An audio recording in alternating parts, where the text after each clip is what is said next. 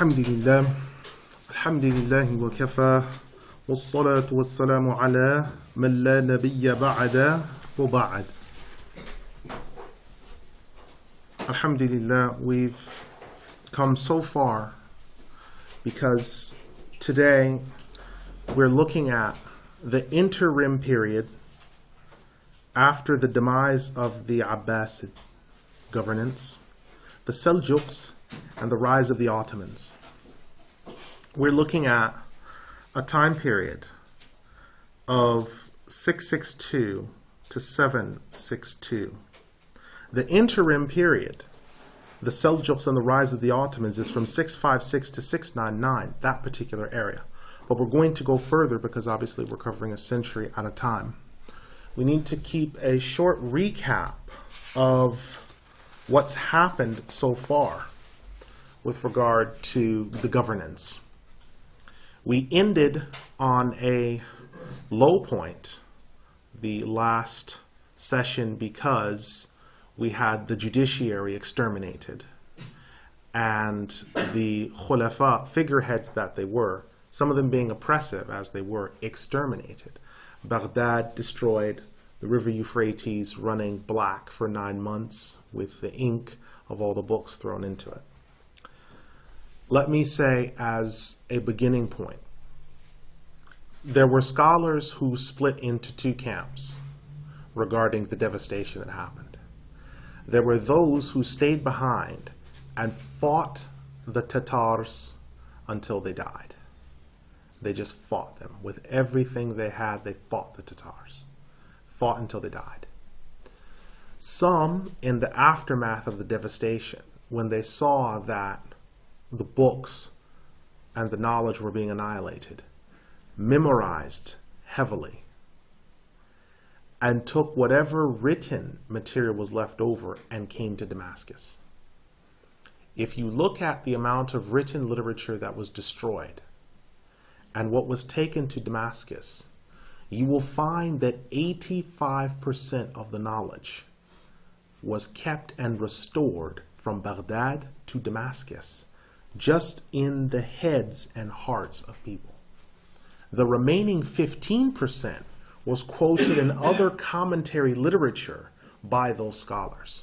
So although we may have lost those books in their physical form, they weren't lost completely because they're quoted in other works and commentaries. So the ulama, again, saved the knowledge. Through their memory, saved the knowledge.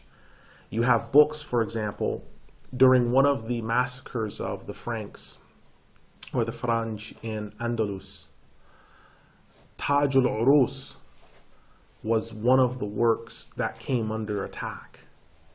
And so what happened is one of the ulama took Taj al-Urus and was flipping through it and memorized it by the time the rest of Andalus fell.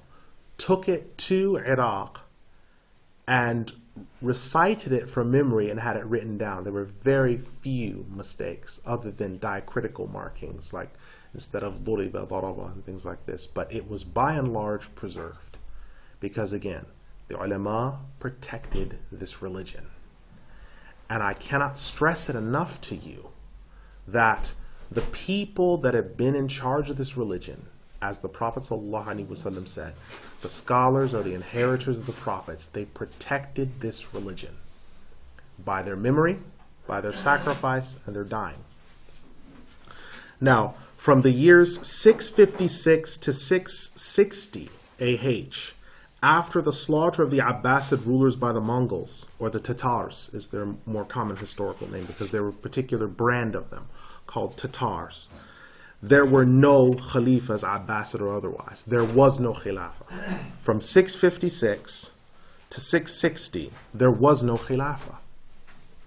I want this point mainly mentioned because we have some groups in our midst that insist that there either has always been this unbroken Khilafah in our midst and that it's followed on every Muslim to work for it, and that it's a big sin if it's left for just a second. Think carefully. The ulama are the inheritors of the prophets, the safeguard of this ummah. Do we really believe if it was fard ayn on the whole ummah to have khilafah that it would have been left for 4 years? What's important, Surah Ash-Shura, the 42nd Surah, Ayah 13, Aqimud Deen, establish the deen. Establishing the Sharia is a mainstay. As for khilafah or imara or the different means of implementing it, that's a different matter altogether. And the khilafah, as we've spoken on already, is the sole providence of the ulama to establish. So for 4 years there was no khilafah. What were the ulama doing? Fighting in wars against the Tatars, calling people to make tawbah, fighting against other forces and enemies. That's what they were doing. And governing the ummah as they had been before. What difference was there to the ulama for these figureheads that are now gone as opposed to when they're there? Nothing. Is the zakah still being established? Yes. Jum'ahs are still happening? Yes. Armies are still being dispatched? Of course. So what's changed? Well, what's changed is the general makeup of how the top-down government worked. With a righteous khalifa in charge, in which that person was a scholar or taking from the scholars, there would be a go-between. But with that, the ulama picked up the rest of the slack in the absence of the khalifa and his deputies. And they continued to distribute zakah and do everything else as they had been normally. What remained of the earthly rulers were amirs, walis, sultans who had their armies, governors, and trucial states. The bay'ah of the people and loyalty still resided with the scholars as per the time of the Qadi Abu Ya'la the Elder. With the vicious murder of Imam Yahya al-Sarsari, the judiciary was devastated. The scholars that stayed and fought, some were martyred, while others lived to take away some of the knowledge to the next closest center of influence, Damascus, which is in the country of Sham. As of 660 AH, the Abbasids were back in power, but in Egypt, and they were only figureheads. Now this part is also important. So the Abbasids, if we remembered before, when they defeated and crushed the Taymiyyah, what did Salah ad-Din al-Ayyubi did? He interrupted the Fatimi khutbah, came in, interrupted the majlis, interrupted the khutbah, actually took the imam down from the mimbar, and then completely revamped Al-Azhar. So Al-Azhar, which was originally built as a Shia, Ismaili, as well as Ithna Ashari institution, was made Sunni only 900 years ago, 800 years ago. It has not been Sunni that long. And now it's headed back towards that Shia direction because they've gained a lot of control over the faculty. Now, in looking at this situation, Damascus became the next center. Originally, when Baghdad was known as Qubbatul Islam, the Dome of Islam, or Madinatul Salam, the City of Peace, people would have after their name Al-Baghdadi, Al-Iraqi. That's how you could tell people were proud to have that because they'd either lived there or they were from there. Now there's a shift in which now you start to see after people's name Al-Dimashqi, Al-Ba'labaki, Al-Ba'ali, right? Al-Beiruti, right? From Beirut, from Ba'labak al-Ba'ali, Al-Dimashqi from Damascus, Al-Dumani from Duma. They start to have Al-Ruhaybani from Ruhayba. They start to have these titles that now, because the balance of culture had shifted to Sham and then to a lesser extent to Egypt, in which people now had Al-Masri or Al-Misri, people say it different ways. They had this now after their names. So you had major Maliki ulama from North Africa bearing Al-Misri after their name. Major Hanafi scholars bearing Al-Misri. In fact, that became the seat of Hanafi learning. Many of the major scholars that are the backbone of the Hanafi school in terms of authoritative fatwa, like Ibn Abidin, are either Shamis or they're Egyptians. Badruddin al-Aini is an Egyptian. Qutlubagha is an Egyptian. All these different figures were either Egyptians or Shamis in the recent history because of the level of knowledge and the endeavors that they put into it, the commentary literature. The Hanafi school matured to a deeper level in Egypt and in Sham. And that's why when you look at, if you look at the curriculum between, say, Pakistan and India, and their studies and the studies of, say, the 16 and 1500s in Sham and Egypt, there's a marked difference, not because one's inferior, but just because of the emphasis upon the learning of the knowledge and perfecting of it. There were different means that the Hanafis that were Arabs had to the Hanafis that were coming from India and Pakistan. And the Central Asians, if we're talking Afghanistan over into the Central Asian republics, they had an edge over everyone because they memorized everything. So you had a Muslim brother, and I'd mentioned this I think before, who was a dear colleague of mine. He came here from Afghanistan, and he was surprised that adults here and in some other institutions were studying Nur al-Idah. He said, because we memorized that book when we were in elementary education. We memorized that. In Jalalabad and Herat, we memorized that book. He says, so I find it very strange that adults are, poring over this book and putting so much of their time and energy into it. We memorized this, and we memorized these other books. He says, it's so strange to us. That shows the emphasis that they have on knowledge. And again, it goes way back to Imam Abu Mansur al-Maturidi, who preserved the madhab, Abu Hafs al-Nasafi, who's another Central Asian Hanafi, Samarqandis, these type of people. You cannot get around the Hanafi school. You cannot study it in any real depth without dealing with the ulama of Samarkand or Central Asia and Afghanistan. You have to deal with those ulama. You just can't get around it. You must deal with those ulama, and that's one of the reasons why. Now in 659, in the month of Muharram, the Mamluks of Egypt, which included Baibars, Qutuz, and Qalawun, moved against the Tatars with great fury and defeated them at the Battle of Ain Jalut, a location in Sham in which only one Muslim died. Now this Battle of Ain Jalut, the Muslims were outnumbered by, some historical accounts say 10, some say 30 to 1 odds. The Mongols or the Tatars were undefeated so far. They'd rolled over every civilization that they'd ever encountered. They came down from the Central Asian steppes and they killed 42 million Chinese people in 10 years. I'll say that again. They killed 42 million Chinese people in 10 years. The Chinese returned the favor to the Muslims from 39 to 49 by killing 40 million of us, which still isn't covered in any archives, and they don't talk about it. Inshallah, we will. But they killed 42 million Muslims, 42 million Chinese, coming down from the Central Asian steppes. Then they moved further, and the army passed by Afghanistan. It didn't go fully into Afghanistan. It passed by. They passed by Vietnam and Cambodia and thought that there was no one living there because they had tunneled under their country and were preparing for trench warfare with the Mongols, which the Mongols didn't know about and passed by. That same warfare would be used in the Vietnam War against the Americans. And so the Vietnamese and Cambodians were very adept at using extraordinary tactics to win wars. The Cham Muslim Empire at that time, which was in Cambodia and Cham, they were called Cham or Sham Muslims. They were the Malays that had paddled over from Malaysia and Indonesia into Cambodia and Vietnam and built a small sultana in that area, mostly Shafi'is. They're Shafi'is in fiqh.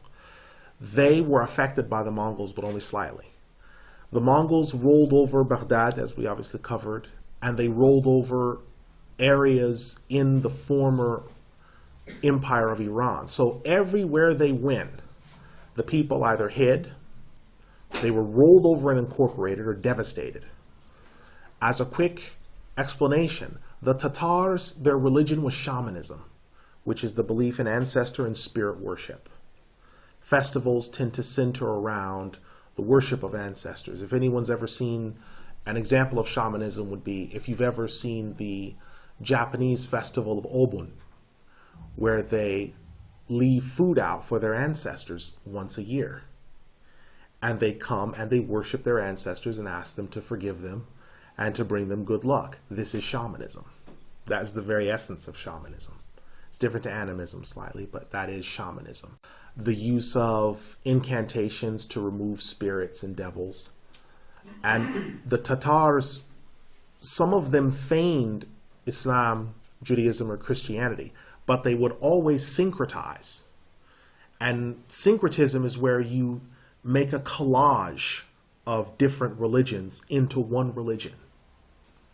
And by doing that, they created sort of this amalgam.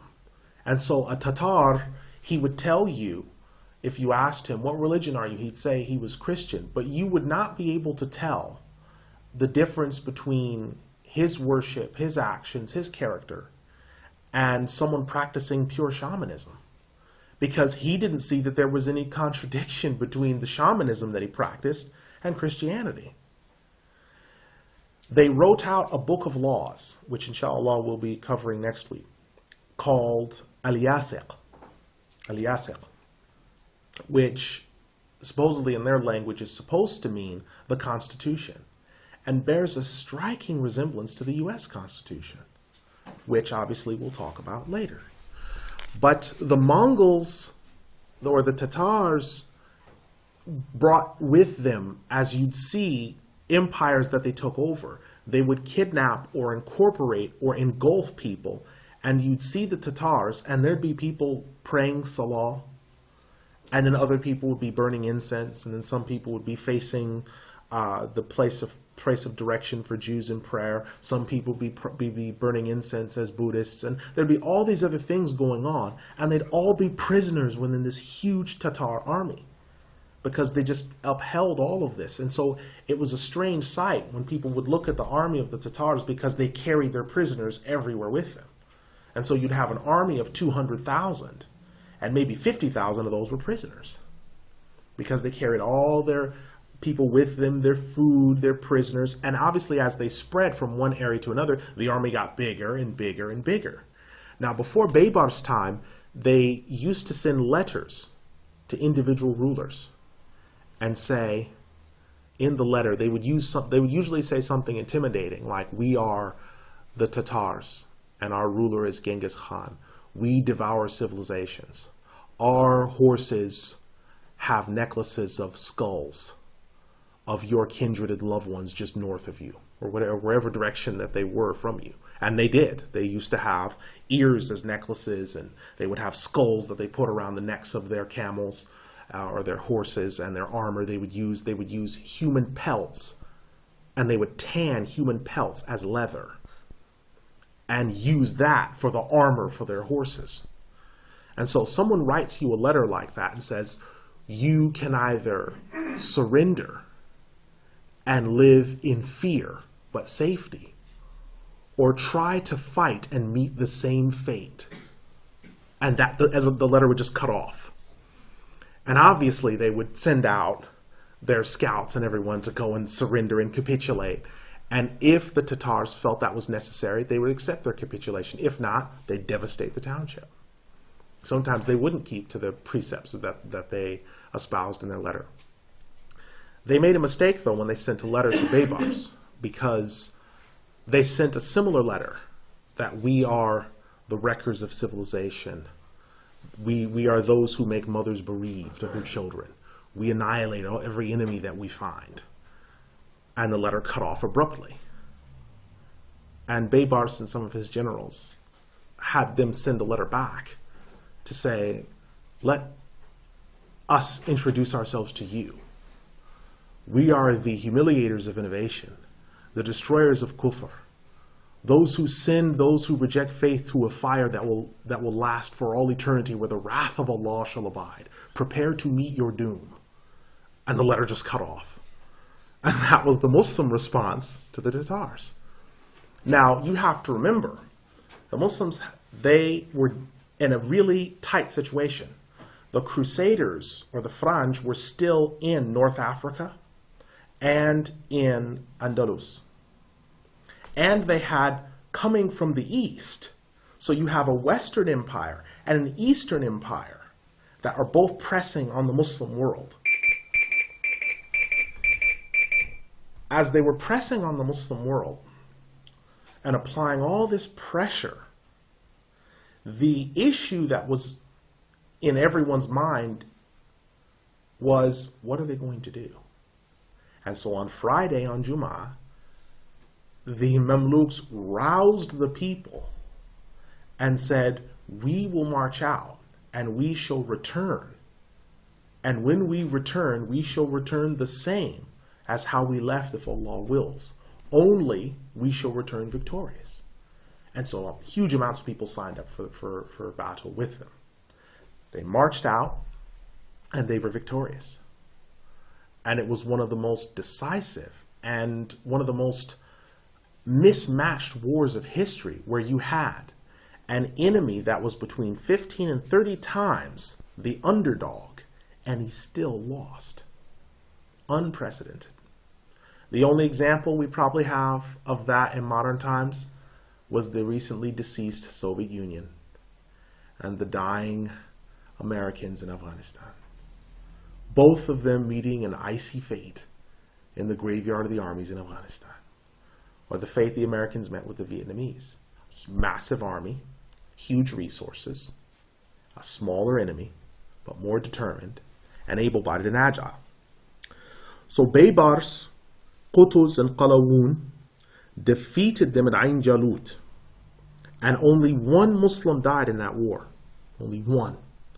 Huge numbers. Some accounts put 50,000, some put 30,000 Tatars were killed in that war, and one Muslim died. So it's not about weapons. It's about Iman and how determined that you are. Later that year in Rajab, Al-Mustansir Billah, the son of Al-Zahir, the first Abbasid Khalifa of Egypt, was given the oath of allegiance. He had no real power and readily admitted that Baibars was truly the ruler of Egypt. Before becoming Khalifa, he had sought to take up residence and normalize Abbasid power in Baghdad, but was quickly jailed by the Tatars. He sought help from the Arabs of Egypt, who had him released, and he came to Egypt. When he entered, the people were glad to see him, and he returned, and he came in from An-Nasr gate, and his lineage was recited to the people. Because you must remember the hadith of the Prophet ﷺ in the Sahih of Imam Muslim, Al-Khilafatu fi Quraysh. The Khilafah is in Quraysh. It is a condition for any Khalifa that he be from Quraysh. So this is why it was so significant that he recited his lineage, and that it was recited by the others so they could trace him back and say, this person is definitely related. He is from the Quraysh, he is from the family of the Prophet sallallahu alaihi wasallam. And further from there, those who gave him the oath of allegiance were Al-Qadi, Tajuddin ibn Bint al-Azz, Baibars, and Al-Izz ibn Abdus Salam. He was the 38th Abbasid Khalifa in general. So he was the first one in Egypt of the Abbasids, but he was the 38th Abbasid Khalifa. The 37th was killed by the Tatars, as we remember. Al-Izz ibn Abdus Salam. Why is he important? He is important because he was one of the great Shafi'i ulama of his time. He wrote numerous books on theology. He wrote a tafsir, which is one slim volume, and a number of manuals in fiqh, and he was one of the heads of the judiciary. He also would make it his business to speak against leadership if he thought it was either oppressive or if it was unuseful to the people that were under it. And people used to come to him and say that he was being too harsh, to which his reply would be, it is our job to uphold the justice of Allah's religion so that the people may be safe from tyranny. And so he always spoke out. He always, even when he wasn't asked to, he always spoke truthfully. Al-Izz ibn Abdus Salam is also known because in the early part of his career, he got into, because he was an Ash'ari, he got into a huge discussion with Hanbalis over a number of topics.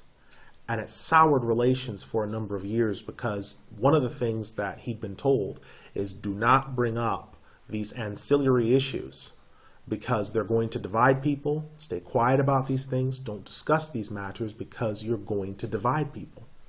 And we see it now where it happens, where people will be speaking on a platform and someone will start to be cross-examined over some ancillary issue. What do you say about Mawlid? What do you say about this? And it will be some ancillary issue.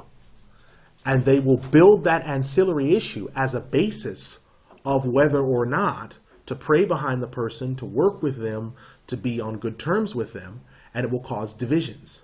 And so for 3 to 5 years, there were these divisions that had to be ironed out because of the situation between Al-Izz ibn Abd al-Salam and some of the other ulama.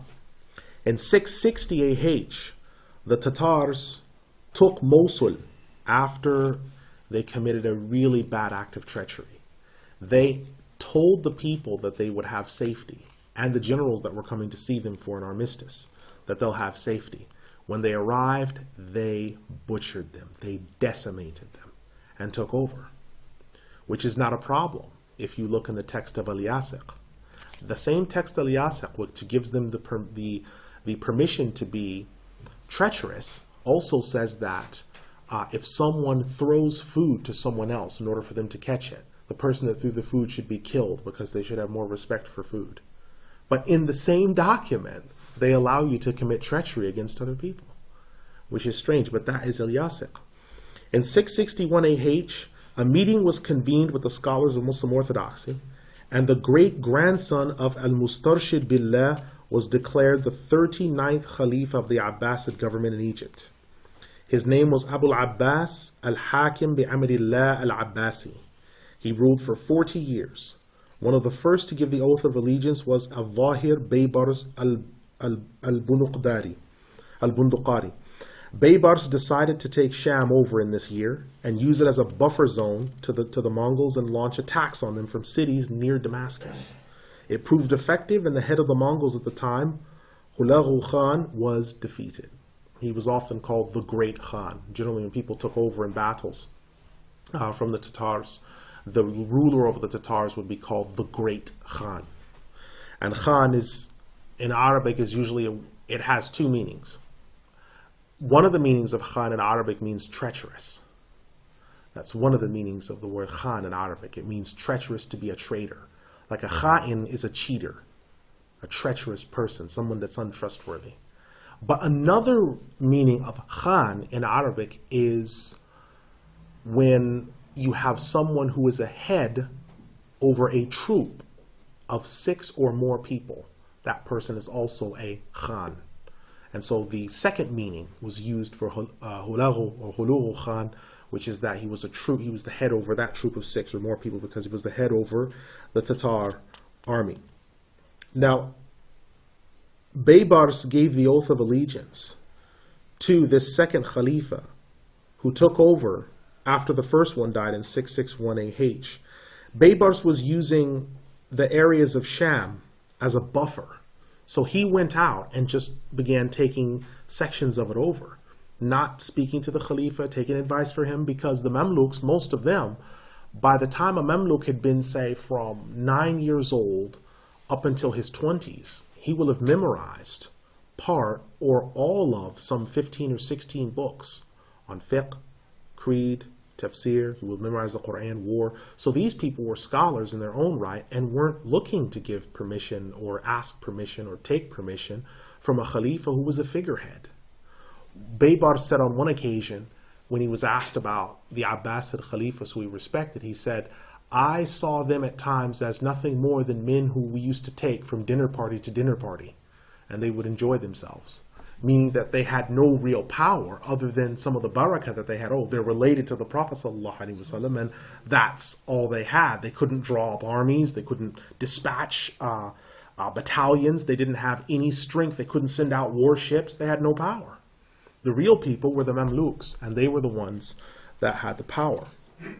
In 662 AH, there was a famine that was so bad in Egypt that the price of bread went up almost 50-fold.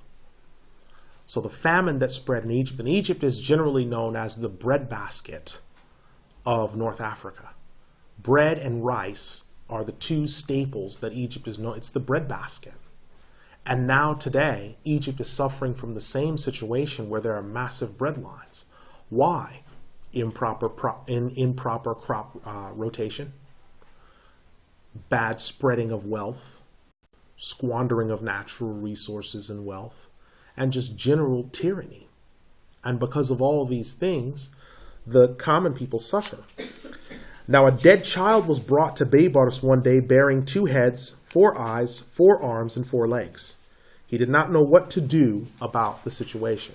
This again is a further example of birth defects that started to occur among the Muslims. In the 1990s, you will be interested to know that to this day, Muslims are the only people to have successfully, with their doctors, been able to separate cephalic twins, and they've lived. Cephalic twins are usually twins where they're born with their bodies conjoined, the heads conjoined. One is parasitic and lives off the other. They're separate, 2 separate creatures, but for some reason they are fused together. The Muslims are the only ones to this date that have been able to separate cephalic twins, and they live. The Americans haven't been able to do it. The English people haven't been able to do it. The Germans haven't been able to do it. The French haven't been able to do it. All these people who would class themselves as, or would have us believe they were the master race, have been unable to do something that for all intents and purposes, as per the greatness that they espouse for their civilization, all intents and purposes, they've not been able to do it. And the Muslims who right now are in some of our most difficult trials and tribulations are doing these. We are leading the world in cephalic and parasitic twin separation right now. Muslims are leading the world in vitro and artificial insemination technology. The Gulf is giving the Americans an absolute shellacking in terms of this type of study. They're giving them an actual beating because of the fact that the fiqh and the knowledge that people have out there has pushed them and spurred them to creativity. So this was used by some of these ulama as a case study. So the fact that the ulama would say the fact that Baibars didn't know what to do means that he wanted to do something, but didn't know what to do because he'd never ran across a situation. So the ulama used this as a basis to say, we've got to do something about these conjoined or cephalic or parasitic twins. We've got to try to do something, either by separating them or doing other things, and just by separating the nerves of these small children, dividing up the different cables that make up the veins and the arteries and everything else is hours long. One of the cephalic twins in Egypt, it was a 27-hour operation, just the separation. Never mind closing up the wounds, it's 27 hours to separate them. 4 doctors. 4. And that's fiqh. Because they were combining the salahs the whole time, they had to. It's a 27-hour operation. And only fiqh gives you that type of wisdom, that type of knowledge. Only fiqh gives you that attention to detail, where you're able to prioritize things and to perfect matters and to get to the bottom of things. And so because of that, that cephalic twin that had been separated, the first one died a few months after the operation. The second one lived till 5 years of age and died of a brain infection. But the Americans are 0-0. They've never been able to separate one and have it survive. They are 0-0, bottom line. How many incubator births do Americans and English people have to survive? Few. This is something that our people have been dealing with for all these years. We have no reason to look down on ourselves, not technologically, because we're taking lemons and making lemonade. We have the least resources in terms of having them readily available, and we're pulling off the most amazing feats. 663AH.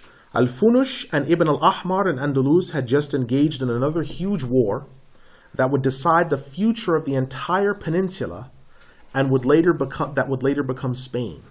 Ibn al-Ahmar was victorious, but only after the loss of 40,000 Muslim lives.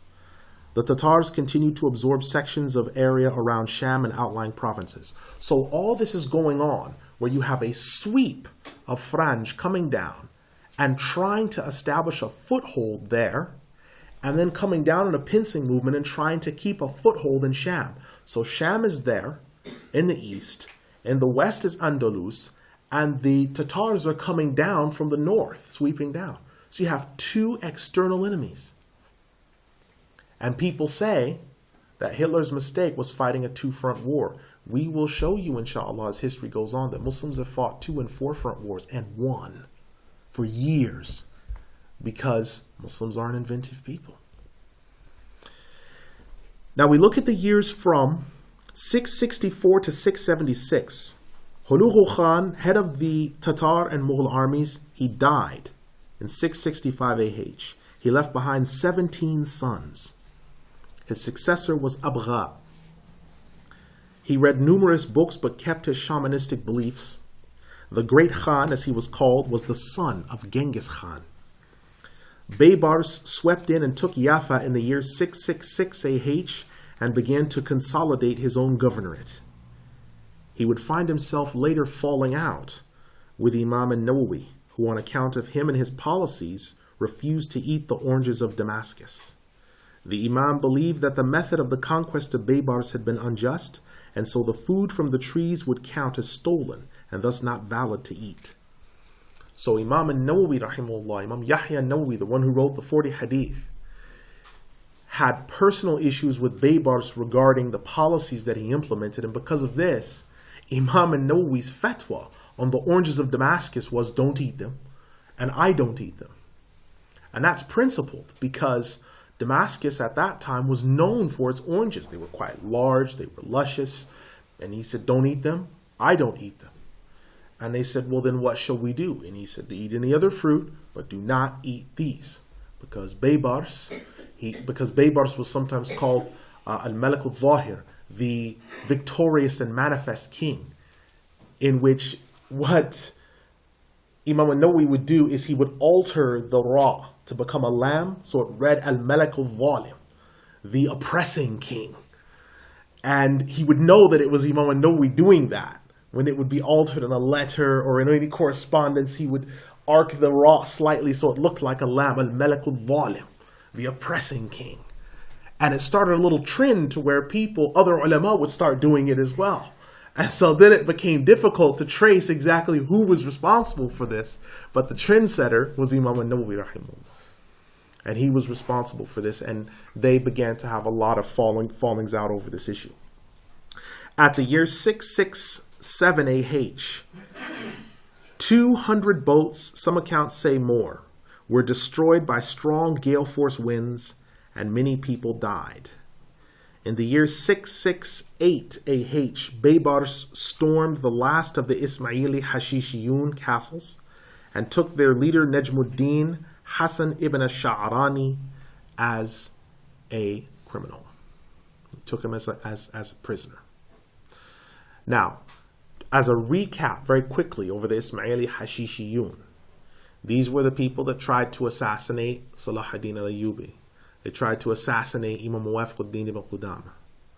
They tried to assassinate other people. They tried to kill the famous European explorer Marco Polo, who was on the way bringing noodles from China, which was still ethnic food to English people. They'd never seen noodles or macaroni or spaghetti and these other things. He was bringing them back from China and was nearly killed.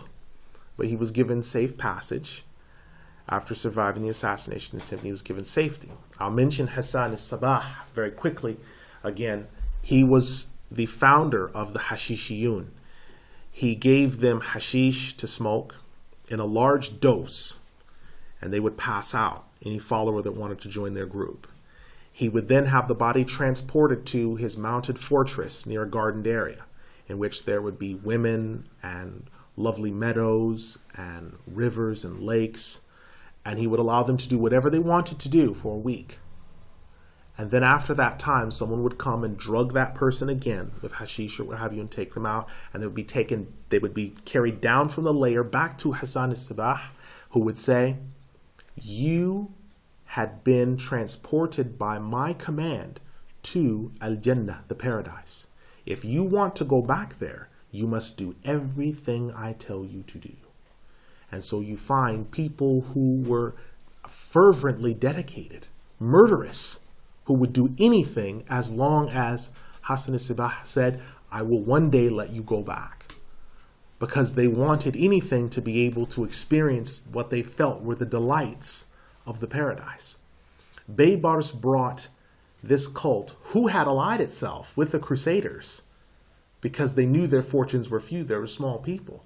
So he brought this cult to an end by storming the last of their castles. I also want to mention something very briefly as well. One of the reasons why the Mongols were able to, or the Tatars were able to sneak up and sack Baghdad with such swiftness, with very little response, is because one of the Shia theologians in Baghdad went out to meet them and told them of the fortifications that they would encounter and what type of resistance that the Sunnis would offer. It's for this reason you have to understand the problem between Sunni and Shia, or the Sunnis and the cults, is not just a problem of you say potato and I say potato. It's a fundamental theological problem. If you will allow a people to come and annihilate an entire judiciary, irrespective of what you think of them, then you have more than just a mere problem of raising hands and not raising hands. You have an issue that is theological, because you do not believe the people that you're dealing with deserve any treatment of as human beings whatsoever.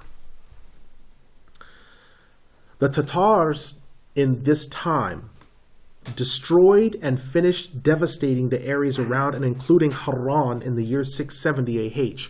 Harran was a very important center of Muslim knowledge, because more than 50 great ulama down the ages came from Harran. You'll usually know this where the alim at the end of his name will have Al-Harrani, the one from Harran, right? You have Taqiyuddin Ibn Taymiyyah Al-Harrani, Ibn Hamdan Al-Harrani, right? All these different people are coming from Harran. The town was left in ruins, with few left to defend it. After numerous battles with the Tatars, and battles that left his body scarred with different wounds, Baibars al-Malik al-Zahir breathed his last in 676 AH. In the aftermath of his death, there was a huge amount of disorder, because Baibars had charisma, he had charm, he had the ability to gather people around himself, to reconcile people. And so when he died, you very rarely meet a leader who has power, charisma, and the ability to unite people. You very rarely find that all in one person. You'll sometimes find charisma, but he doesn't have any power to do anything about it. Or you find power and charisma, but he doesn't unite people, and he's divisive. Or you find power and he unites people, but he's a beast, and he murders and he slaughters and he does all these things. So to find those three attributes in one person that's a leader is very rare. And Baibars was one of those examples.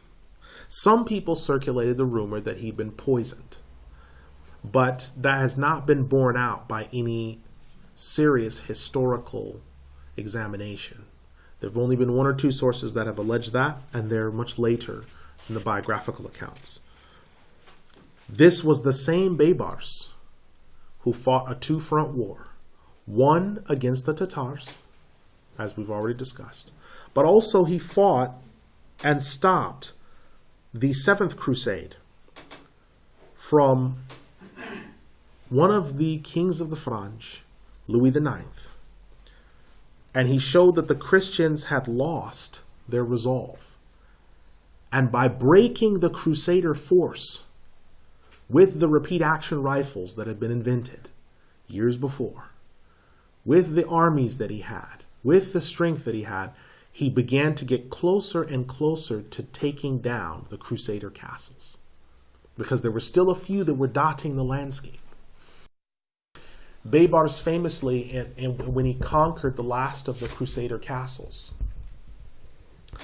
he found that one of them was empty and the ruler was missing. He said, where is the ruler of this domain, this area? He's not here, he's away in residence on holiday. And he had a letter sent to him, a letter pinned out and sent to him. It said, we had come, we had conquered, and you were absent.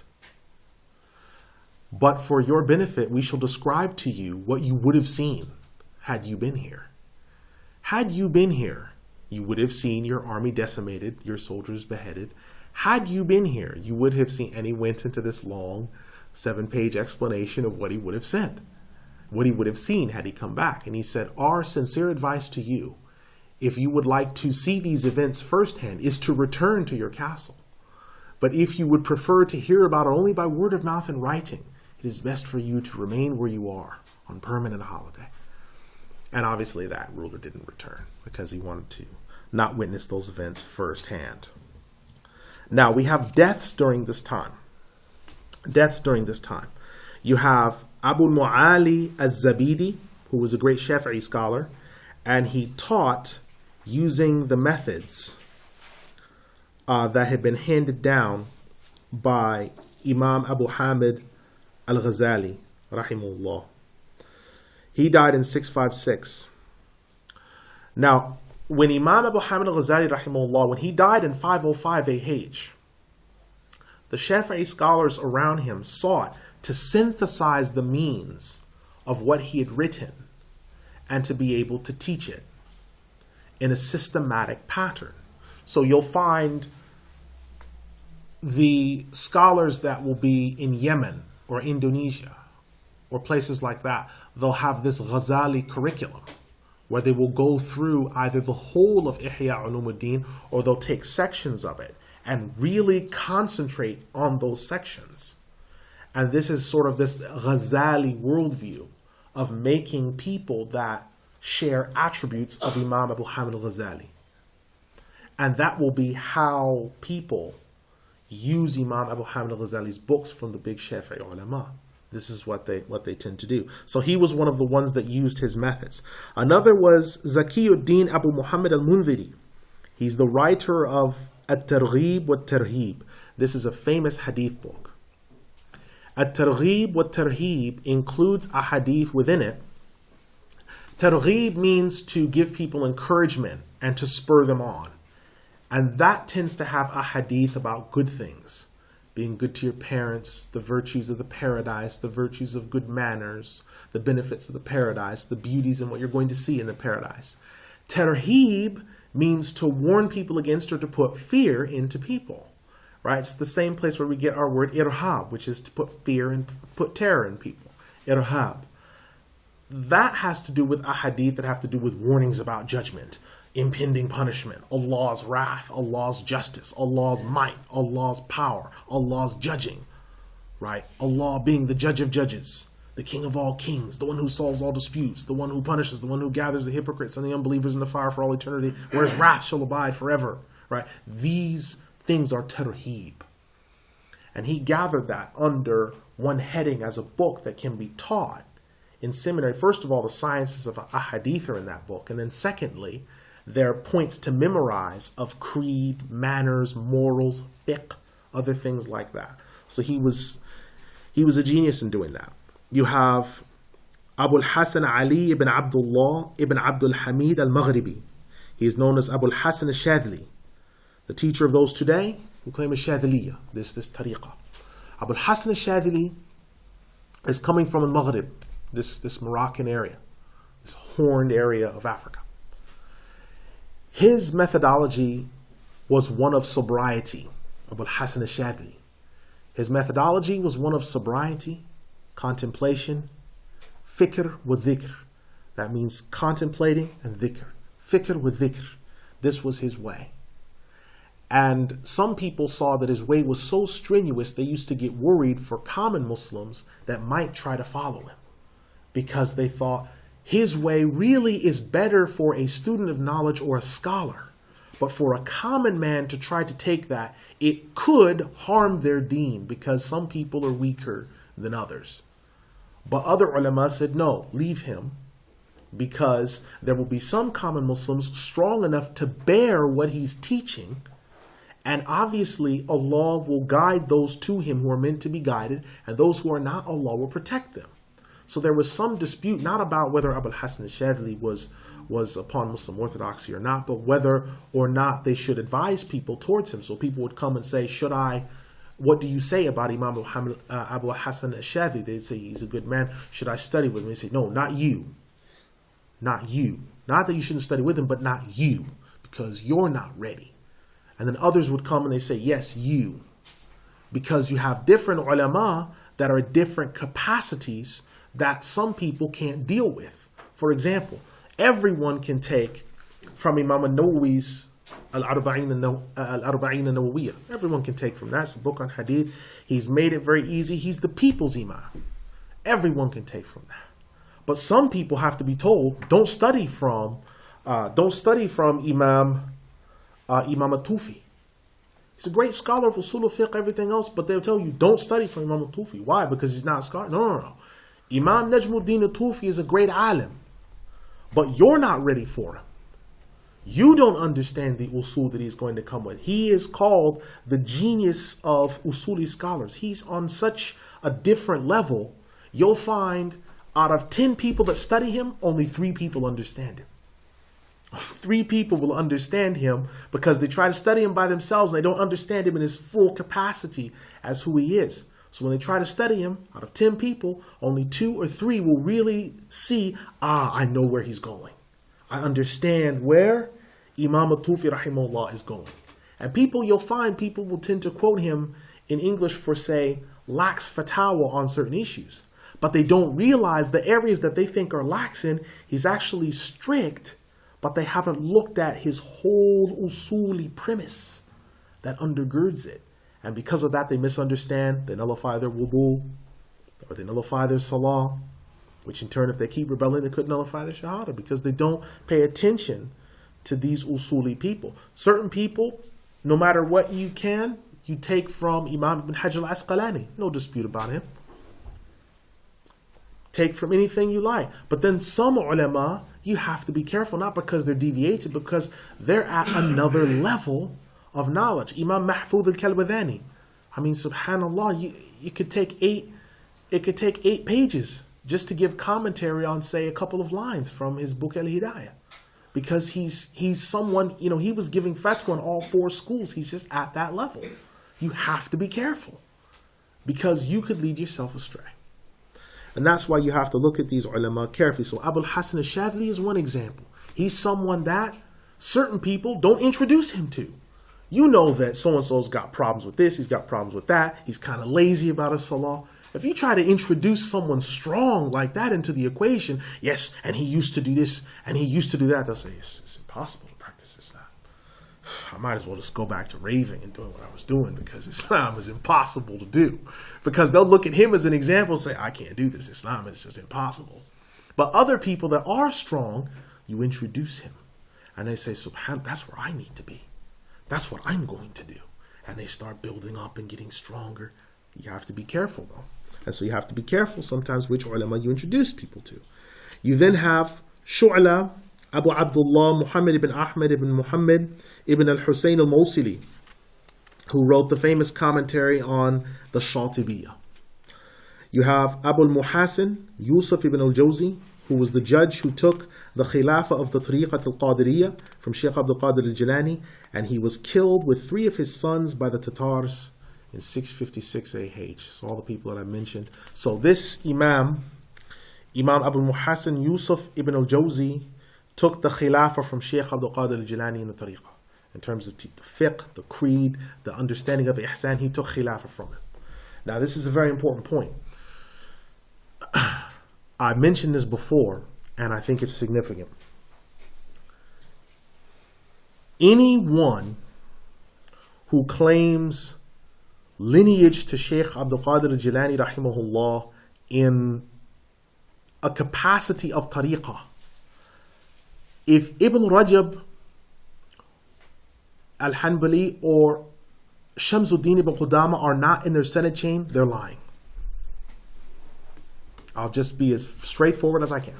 If anyone claims tariqah lineage to Shaykh Abdul Qadir al-Jilani, anyone, and Shamsuddin ibn Qudama rahimahullah, who is the nephew and successor of Imam Muwaffiquddin ibn Qudama, and Ibn Rajab al-Hanbali rahimahullah, if anyone claims lineage to it through them, if anyone claims lineage to Shaykh Abdul Qadir al-Jilani in the tariqah sense and they're not in the chain, that person is lying.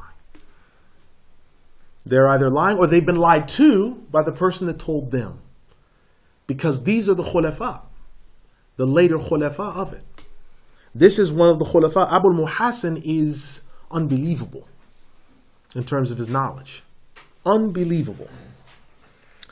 Now, Shaykh al-Islam Abu Abdullah al-Yunayni, Abu Abdullah al-Quda'i, they both died in 658 AH.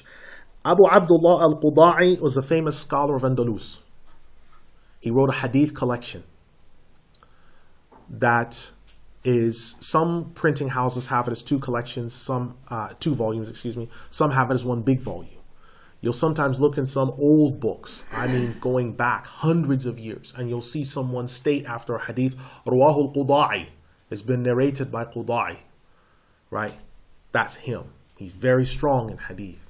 So just because you say, oh, I've never heard of him, he's not from the six, he must not be very strong. No, he's strong. And what he did is he wrote commentaries on different collections and would sometimes combine between them and draw out the meanings in them. He was a very remarkable scholar from the city of Valence, or what they're saying now, Valencia. Right? Al-Izz ibn Abdul Salam dies in 660 AH, great Shafi'i scholar. You have another, Ali ibn Wahab ibn Muti', who died in 667 AH. He's known as Ibn Daqiq al-Eid al-Maliki, one of the great scholars. He had a son who's also called Ibn Daqiq al-Eid. But this Ibn Daqiq al-Eid is the big Maliki scholar. And his rank was so great, they said of Ibn Daqiq al-Eid that he is one of the guiding lights of the ummah for his time. Ibn Taqi al-Eid. He's a massive figure. If you study usul fiqh, or if you study the science of hadith, and his name doesn't come up, someone's not teaching you hadith or usul fiqh. That's like studying usul and Imam al-Ghazali's name doesn't come up. That's crazy. Or studying like ihsan or tasawwuf and Shaykh Abdul Qadir al-Jilani's not mentioned. That's insane. Someone's not teaching you properly. If you study these things, hadith or usul fiqh, Ibn Daqiq al-Eid's name, either one of them has got to come up. He's one of those people that his name will be mentioned because of his strength, because of his dedication, because of his knowledge, because of the depth of his argumentation. He's got to be mentioned.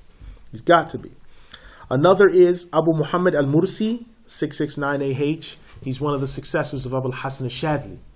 Right, he's one of his successors, contemporary to his. Another is Abu Abdullah Muhammad al-Khazraji al-Qurtubi, great Maliki scholar and author of the famous commentary Al-Jami'u li Ahkam al-Quran. Let me tell you about Imam al-Qurtubi. He's called, some people, he's so famous they just call him Imam al-Qurtubi.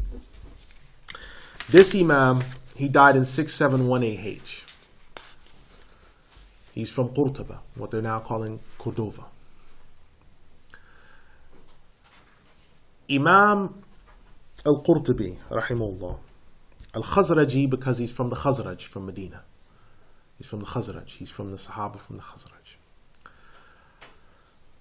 He studied at a very young age, memorized the foundational texts of Maliki fiqh. It is unknown because the historians differ about whether he met Ibn al-Jawzi. Either Ibn al-Jawzi came to Andalus or he came to Baghdad. But what they are sure about is that they were contemporaries of each other and they knew one another. They either met either through correspondence or by physical contact, because there's an awful lot of cross-pollination between them. Especially Imam al-Qurtubi's knowledge of comparative creed. his knowledge of comparative creed between Hanbalis and Ash'aris and Maturidis is, I mean, it's on a level higher than anyone else in Andalus in his time and before. His knowledge of that topic is unbelievable. His knowledge of fiqh is unbelievable. He has an absolutely dazzling way of describing points. His tafsir, his Jami' li Ahkam al-Quran, his tafsir, I remember having that read to us by a sheikh when we were in London. And his style is so similar to Imam Ibn al-Jawzi rahimahullah. His style is so similar to his. But Imam al-Qurtubi took a very analytical position. So what he would do is he would lay out the ayat. He would say, these are the ayat. And he would talk about the different ways to recite certain ayats that the Prophet ﷺ received. He would talk about they can be recited this way, they may be recited this way, it's permissible. And then he would talk about the language that's within them. And he would say, you must understand the lugha that is within this ayah. And he would break everything down and give you all of the meat that's within that ayah. And then he would start to comment upon it. And he would start to give commentary. And he's quoting books that had to have been sent to him by correspondence or brought by Ibn al-Jawzi or someone, because they're books outside of their sphere. And then he would only quote his imam's position last, to show respect that he wasn't so committed as a Maliki that he was actually partisan. So he would quote his imam last. Further to that, his knowledge over certain issues of creed showed that he had a very developed and mature attitude in theology. He was an Ash'ari, but he was able to be mature enough to where he could realize that in certain positions there was a difference of opinion. And he was able to take things that were so voluminous and shrink it down into one sentence. He wrote a book that had to do with fiqh masail, called Jami' al-Fiqhiyya, Jami' al-Ahkam al-Fiqhiyya. That book, he stated within its pages, whenever you find an imam for a ruler going into his presence, you are not to pray behind him or show him any allegiance until he gives excuse or ceases from that action. Because he was a stickler about justice. He was a stickler about governance. He was a stickler about who the right people should be. And he witnessed the slow rise of Catholicism in Andalus. He witnessed it. And sometimes you'll see in his writings where he discusses things in some depth about these matters. He wrote a book on dhikr, the virtues of dhikr, at-tadhkirah. Remarkable. Qurtubi, Imam al-Qurtubi is one of, if not the greatest, he's one of the greatest scholars that ever came out of Andalus. One of the greatest. I mean, still today, if you mention his tafsir is called Jami' li Ahkam al-Quran. If you just say to someone that knows anything about the deen, that's studied, we're talking 11 years and up, not people that have done the weekend course here, the weekend course there. They have 11 years of study and up, seriously. You say, have you read or do you know about Tafsir al-Qurtubi? They'll know straight across. A smile will come on their face. They'll say, Subhanallah, do you have that? And if you say, yes, what are you doing with that? Akhi, astaghfirullah. You haven't studied these things where you should have it. Or if you say, well, no, I've heard of it because it was mentioned. They say, oh, yes, alhamdulillah, this alim, he's this, he's that. And they can tell you, no matter what madhab they're from. He receives such accolades because of his knowledge. You then have Sayfuddin Yahya ibn al-Nasih al-Hanbali, who died 672 AH. Shamsuddin Abdullah ibn al-Awza'i, the Hanafi judge and great talent, who died in 673 AH. This particular Imam, Shamsuddin al-Awza'i, the Hanafi judge, he was famous for his voluminous knowledge of the Hanafi texts. Because as we know, there's a narration in Samarkand, there's one in Egypt. He was able to join between the texts and give one unified fatwa. He was one of the first ones to do that. Whereas before, ulama who were Hanafi would give their fatwa from where they were from, because the madhab is gigantic. But he was drawing between the different strands and said, okay, the fatwa is this. The fatwa is this position. I've drawn between these 15 books. Here they are. This is your ruling. And he'd be right on the money. So he is one of those people. Another one was As-Sayyidul Jalil Ahmed al-Badawi, who died in 675 AH. This is the famous Imam Ahmed al-Badawi, rahimahullah, who was the great scholar of Ihsan, the knower of Allah. His grave is visited a great deal in Egypt. His grave. Some things that go on there are permitted, that they give him salam and things, but there's some things that go on there that aren't really right. Our job is not to forbid people from visiting graves altogether, but to educate and inform people, listen, you should not be doing these unpraiseworthy activities in front of the Imam. Imam al-Badawi is a great alim. Another was Yahya al-Nawawi. Imam Sharafuddin Yahya al-Nawawi, Abu Zakaria. He died in 676 AH, rahimahullah. He wrote, as I showed, the Arba'in al-Nawawiyah. He was famously known for his knowledge of fiqh. He is the main voice, the mu'tamad, the dependent upon voice in Shafi'i fiqh.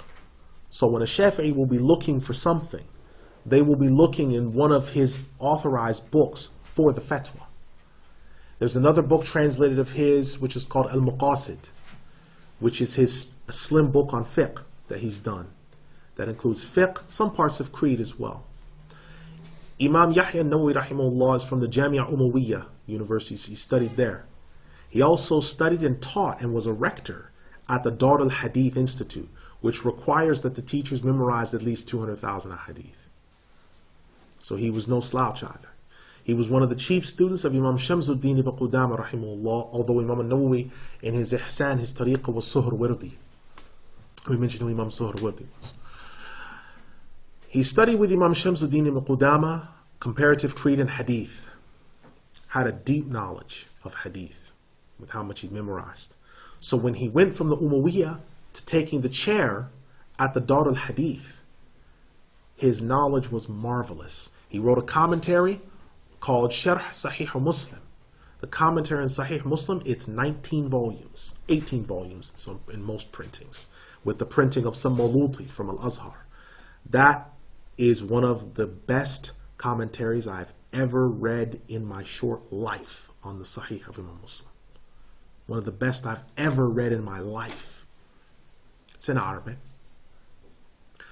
But Imam al-Nawawi, his classification of the ahadith, then his quoting of the different positions and the different schools of fiqh in that area, and then his summation. And it makes you realize why he's Shaykh al-Islam. He predeceased his own father. He died before his own father died, at the age of 44. Some historians say that he never married. Some historians say he never married. But he died at 44 and left behind a collection of literature that some scholars that are married have not left behind this level of literature. He wrote constantly. One of his students said that he used to see him writing 40 pages a day. So you can see why he left behind such a contribution to this ummah. Now we go from 679 to 699. 679 came with massive arguments and battles resulting from discussions between Imam Taqi Ibn Taymiyyah al-Hanbali and some of the Ash'ari Imams in this area that rejected his statements and resented his teaching style. We must make an introduction of this.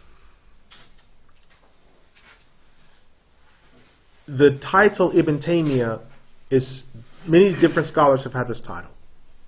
You have Majduddin Ibn Taymiyyah. He is the big alim, the number 2 voice in the Hanbali school for fatwa. Majduddin Ibn Taymiyyah. He died 653 AH. Majduddin Ibn Taymiyyah. There's another Ibn Taymiyyah. He's Fakhruddin Ibn Taymiyyah. And he died 622 AH. There's another Ibn Taymiyyah who's Shihabuddin Ibn Taymiyyah, who died 672 AH. Shihabuddin Ibn Taymiyyah is the son of Majduddin Ibn Taymiyyah. And Shihabuddin Ibn Taymiyyah is the father of Taqi ibn Taymiyyah, who was born 661AH. The other Ibn Taymiyyahs, many people in English have not heard of them. This one they have heard of. He is Taqi ibn Taymiyyah from 661 to 728 Hijri. Came from a family of Hanbali theologians. His father was chief judge in Iraq from Baghdad. His grandfather was chief judge in Iraq. His father was the khatib and judge in Harran in Sham, where Taqiyuddin was born. Taqiyuddin Ahmed ibn Abdul Halim ibn Taymiyyah. Imam Taqiyuddin ibn Taymiyyah studied with Shamsuddin ibn Qudama, took tariqah from Shamsuddin ibn Qudama, studied creed, studied fiqh in many different areas. Now, to put him in his proper historical context, Taqiyuddin ibn Taymiyyah was at the level of mujtahid murajjih, which means he was a preferential mujtahid. He was able to take fatwa and draw between them. He was held to have memorized 400,000 hadith. So then why is there so much dispute about Taqiyuddin Ahmed ibn Abdul Halim ibn Taymiyyah? Why is there so much dispute about he's this, he's that, he has tariqah, he's an alim, he's this, he's a mujahid? Why is there all this dispute? It comes down to 11 main masail. 11 main masail that he discussed that he is alone on in his position. One is his positions on the names and attributes of Allah. That's one of the positions that he is isolated. He's alone in this position because some of the statements, he went further than any of the ulama before him had gone in some of the statements that he made. Number two, in his collection, I mean, this is just 2 volumes of his Majmu' Fatawa. These 2 volumes that you can see on the table are volumes 10 and 11. They deal with tasawwuf. Volume 10 is called Kitab al-Tasawwuf. That's all it deals with. Taking tariqah, bay'ah, all these different things that happen in dhikr. The second one deals with suluk, how a Sufi is supposed to live. There's no dispute about his tasawwuf or his qadiriyah. There's no dispute about that. Because one of his students, Imam ibn al-Hadi, or one of his latter-day pupils, Imam ibn al-Hadi, Ibn Abdul Hadi, he wrote the text, Kitab Badi Labs al-Tariqah. He wrote the book called The Book of the Beginning of Taking the Tariqah. And in it, Imam Ibn Taymiyyah rahimahullah is mentioned as having taken khilafah from one of the Qadri sheikhs. So that's not in dispute. It's in the Princeton Library. If you'd like, you can go and look at manuscript 8082, and it's in the Princeton Library. Now, you have to be able to know how to read manuscripts and palimpsest, but you can read it for yourself. So the second dispute regarding him had to do with what's in volume 10, where he was asked about the prophets. And he made a statement that was tantamount to attributing sin to prophets. It was tantamount. If you looked at this statement, some of the ulama saw it as tantamount to attributing sin to the prophets. Tantamount. The third issue regarding him has to do with the eternality of the fire. Because some of the ulama that examined his writings in his fatwa, they said that some of the writings were tantamount to his saying that the fire might go out. Some of them said this. The next mas'ala that there's an issue with is the issue of shafa'ah with the living that have departed this world. Some state, by looking at his writings, for example, his Qa'ida Jalila fi Tawassuli wal Wasila. This book, where he lays out his understanding that shafa'ah should not be made with those who are living that have departed from this world. It is an act of minor shirk to do so because those people have not asked you to do so. Right? Number 5, setting out to visit the graves. Imam Taymiyyah in this text as well, And in another text that has to do with visiting the graves, stated that it's haram to set out to visit the graves. And he had a different understanding of a hadith, that he had a different contextual understanding of them. And there are some 6 other masail. Now, the ulama broke into 2 camps regarding him. The vast majority of ulama said, listen, he's a mujtahid murajjih, and you have to take from him what you must take from him and leave from him what you must leave. You have to be careful, because he's not agreed upon in these areas. He is alone in these fatwa, particularly when he gave the fatwa, and you'll want to write this down. He is the first one to give the fatwa that 3 divorces in one sitting in a state of purity is 1 divorce. He's the first one to have made that statement. 3 divorces in one sitting in a state of purity is 1 divorce. That contravenes everything. His father, his grandfather, Imam Muwafaquddin, all the ulama, all the way back. That contravenes everything that had come before. And when you find people quoting this to you, as you will sometimes in English, when you find people quoting this, it's always either coming from him or someone that read one of his books and took that on. Famously, one of his positions as well is that if someone neglects or left off a salah, they don't have to make qada of that salah. That's another masala of his. That's another masala of his. Now, there's a difficulty with this, because some people take this and say, you know, I didn't pray for a lot of my college years when I was in college. When I was in such and such school, I didn't do this, I didn't do that. Alhamdulillah, I'll take his fatwa, because he says that if you miss those prayers, there's no way to make them up. So what you do is you just give charity or something like that, and life is good. Yes, but the only problem is you have to frame his whole fatwa. And the fullness of the fatwa is, the reason why there's nothing to make up is because during that time you were a murtad, you were a kafir. That's why there's nothing to make up. You were murtad. And so if you had children, the children were out of wedlock, your marriage was batil, there was no inheritance. If you want to take that fatwa, that's fine.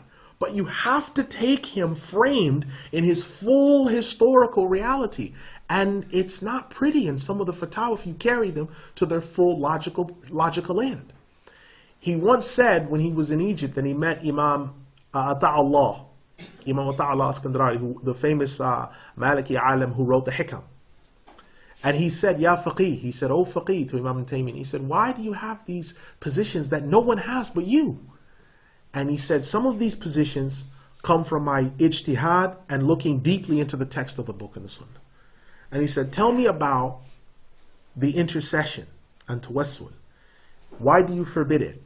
He said, because I am closing the doors that could lead to possible sin by people engaging in it. And Imam Ata'Allah said, very well, then by that same standard, you have to cut off the faces and the front portions of women, because that will also be a way of stopping what leads to sin. And Imam Taqi, he laughed, because he understood the reason why Ata'Allah differed with him. But if you look at the people that differed with him in his time, they always addressed him and treated him as a scholar. When he died, even those who belonged to the second category, they were enemies to him. Some made takfir on him and called him a kafir. But they prayed on him. And he's buried near the General Hospital in Damascus. Now there's some people, وَالْعِيَاذُ بِاللَّهِ, that went, urinated on his grave. They've kicked and defaced the headstone of his grave. Why would you do that? There's no reason to do that. You must understand about him, whether it's Ibn al-Imad, the historian, Imam Ibn Kathir, Imam Ibn Rajab, and all these other imams that have discussed him, whether they differed with him or not, they always have things that are framed very carefully, because he was a mujtahid. And advice to someone is, when you look at Imam Ibn Taymiyyah rahimahullah, Taqiyuddin Ibn Taymiyyah's Majmu' Fatawa, is 37 volumes. And he developed a lot over that period. If you read from cover to cover, there was a lot of development. And a lot of his positions aren't the same, like the position that I stated in volume 10 regarding the prophets and their infallibility. There's other books that you can read by him that appear to contradict that. So he had a lot of development. And as a mujtahid now, should he have been making ijtihad in theology? No. But nonetheless, he did, and he's a mujtahid. And so there's a certain amount of respect that goes with that. Now, what do the people do about him? Those that disparage him and say whoever refuses to call him kafir is a kafir, they lie. And those who put him on the level as if he is a mujtahid mutlaq, they lie. Because he's neither of those. He's neither a kafir, nor is he a bringer of his own madhab. He's squarely within the madhab of Imam Ahmad ibn Hanbal, squarely, in his fiqh, most of it. With the exception of the issue about the 3-in-1, the ziyarah of the graves, the qada of the salawat, and a few other masail where he's very lenient. Besides that, he's squarely within the madhab. And so you have to be careful sometimes about how you address him. My advice would be, if you're going to say, listen, how do we know to differentiate between this or that and what do we do? Then stick with the people that there's no dispute in. No one disputes about Imam Muwafiquddin. If you don't know your way how to navigate through this minefield, fine. You say, listen, I respect him, he was a mujtahid, but there's areas where I don't know where to step right, and so because of that, I don't leave him because he's not a scholar, because I don't know where to take things. So I'm going to go to those who there's no dispute about. No one disputes about Imam al-Rajab.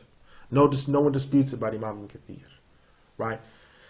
The next student that comes is Ibn al-Qayyim al-Jawziyah. Ibn al-Qayyim al-Jawziyah is perhaps the main codifier of Imam Ibn Taymiyyah's works. He died 751 AH. And he held many of the same positions that Taqiyuddin ibn Taymiyyah held. One of his positions about the Prophet Muhammad ﷺ being seated on the Arsh next to Allah in his Bada'il Fawaid, volume 4. Now that is severe. Some printings it's in volume 3, some printings it's in volume 4. Now that is severe. And there's other works that he has that are equally problematic. But again, he's a mujtahid. He wrote numerous documents, again, from the tariqah. He's from the tariqah. Numerous doctrines on ihsan. His commentary on Manazil al-Sa'irin, which is written by the great Abu Ismail al-Ansari, the great Hanbali Sufi alim of Herat, right? Who's still Khawaja Ansari Sahab. They still, if you mention him, they still know who he is. So you have to look at these people in their framework, that they were mujtahids, they were ulama, but they're not the mu'tamid in the school of Imam Ahmad. They're the last people that get quoted. And there are other ulama that you'll be on safer ground with. But you must refrain from takfir. And the people that claim that they belong to them, you have to leave them alone as well, because both groups lie. The middle path is just what's been outlined here. Now, Abgha, the king of the Tatars after Hulugu Khan, died in the year 680 AH, and this caused further division in the army. Conversion to Islam began slowly, but it was mostly syncretized, as some of the Tatars would claim Christianity, Islam, or Judaism, but still resort to ancestor worship and other rites of shamanism that they believed essential to their culture. Around the year 683 AH, Ahmed ibn Hulugu died after being the king of the Tatars after his brother Abgha. He was the least evil of the Tatars to come to the Muslim world, but still engaged in syncretism. Once the Tatars were smarting from some of the losses, Muslims and their strength in the world was looking up again as of 688 AH, when they began stabilizing North Africa and putting down rebellions from false prophets and also rebel warlords. 689 AH brought a cause for great celebration and happiness for the Muslims, as the castles were demolished and all remaining vestiges of Crusader power were driven from Sham. This was also the same year that the king of the Tatars after Ahmed, the great Khan Araghun, died after suffering poisoning from his Jewish minister-at-arms. Now, deaths during this time include Imam Shamsuddin ibn Qudama in 682 AH, Amatul Haq bint al-Hafidh in 685 AH, one of the great female scholars of this ummah. Amatul Haq. Zainab bint Makki in 688 AH. Another person who died was Afifuddin al-Masani, one of the Sufis who exaggerated and apostated from the faith by becoming a Nusayri. Right? Some of the ulama mention him as coming back, some of the historians. A Nusayri, this happened in 689 AH. A Nusayri are the Alawiyah. It's another word for the Alawiyah, the people who currently rule Sham, who currently rule Syria in Damascus. They claim that the Prophet Shu'aib alayhi salam had additional revelations and that the 5 pillars of Islam are internal, they're not external. So the hajj that you make is the hajj in your heart from bad thoughts. And that the zakah that you make is the smile that you give to people and the charity that you give by treating them right. They have all these other strange rites. Reincarnation and other bizarre beliefs. Okay, they have strange beliefs. Okay, another is Sharafuddin Hassan ibn Sharaf al-Maqdisi, Ibn Hamdan al-Harrani in 695 AH. All right, Ibn Hamdan al-Harrani wrote a book on comparative creed, which is one of the most sought after and authoritative books on the topic. A lot of the later seminaries teach his book, which is, it's been summarized by Imam Balbani. It's a book that is the Nihayat al-Mubtadi'in fi Usul al-Din. It has another title as well, which is longer, but that's one of the ways that the book is referred to. And he wrote a book that compares between a lot of the differences that there are between Hanbalis and Ash'aris and others. Another that died is Aisha bint al-Majid, who was a teacher and judge in 697 AH. Another was Sophia bint Abdul Rahman, who narrated for Imam Muwafiquddin ibn Qudama. She narrated most of his books. The Lum'ah is narrated through her. His Al-Mughni is narrated through her. See, these are the people of the Ummah, not just men, they were females that were preserving this deen. You had Muhammad ibn Abdul Qawi ibn Badran in 699 AH, who died at Salihiyah. Now in 701 AH, the Egyptian Abbas al-Khalifa Abu al-Abbas al-Hakim bi-Amrillah the first, he died. This Khalifa, he'd ruled for 40 years. After his time, the Khilafah went to Al-Muqtafi the first, who was his son, and the 40th Abbasid Khalifa. He was the 3rd Egyptian Abbasid to the Mamluk sultans. By this time, Ghazan, the great Khan, he'd made it all the way to Sham in 702 AH. And he was marching against the people, and he was victorious again. He was met by an army of Muslims, one of its generals being Taqiyuddin Ahmed ibn Taymiyyah. The Muslims were victorious, but not without heavy losses being inflicted on both sides. The numbers reached 10,000 or 20,000 on each side. Tatar forces suffered a setback in 703 AH when Ghazan died and had to be taken to Tabriz for burial. 704 AH found Taqiyuddin ibn Taymiyyah in the place of An-Narinj, cutting good luck charms from the ceiling that the people used to come and take from and make oaths and seek blessings. So whenever he saw these good luck charms, there was a masjid there, and he saw people hanging good luck charms and things like this up, and he used to cut those things because he didn't want people making good luck charms. He said, well, if you have this, you'll be really lucky. Like now, you'll find people that they have a lucky rabbit's foot, or they have other things that they do. They keep like one die in their pocket, or things like this. These are lucky things. He used to go and cut those things. So when he saw those ribbons that they would hang or those things, he cut them with the hope that they would say, wait a minute, how could this be lucky if it got cut? Who cut it? And what that means it's not lucky. Hopefully people would see that and realize, oh, that's bad luck. But wait a minute, how could it be bad luck if it's lucky? And then it got cut. How could that? And then would confuse those people, and hopefully he'd think that they would learn from that and they wouldn't do it anymore. Also in this time, in 719 AH, Taqiyuddin ibn Taymiyyah was stopped by the judiciary from giving fatwa, allowing expiation in the matter of making an oath by way of divorce. What that means is this. He was stopped by the judiciary from giving fatwa on this issue because he had said, if someone swears on pain of their being divorced from their wife irrevocably, that's 3 at once, They swear something and it turns out not to be true. So you swear an oath and you say, okay, I've irrevocably divorced, quote, I've irrevocably divorced my wife 3 times if, and you mentioned one of these sports heroes, doesn't have this score. And then later we dig into our research and find out, oh, subhanAllah, he didn't get that score, right? You're irrevocably divorced. But what Imam Taqi and Taymiyyah said is no. If you give some charity or some expiation, you're still married. The ulama said no. And they stopped him from giving. They said, don't give any more fatwa. Some of his students were still giving some fatwa. They said, no, you cannot discuss this issue any longer. The judiciary stopped it because what they were concerned about is this. Let's look at the issue of the 3-in-1. A man says to his wife, quote, I divorce you, I divorce you, I divorce you. Or I divorce you 3 times, or I divorce you 1,000 times. That means that she's been divorced irrevocably. She has to go through 3 monthly cycles. She cannot get married with that husband again unless she's been married to someone else. And let's say the marriage doesn't work out, and then she's divorced, and then they may remarry. Prior to then, it's not valid. Taqiyuddin ibn Taymiyyah, rahimahullah, he says, no, it's only 1. And he gives his reasonings, which are coming 700 years after the fact. But let's look at it from a practical usul standpoint.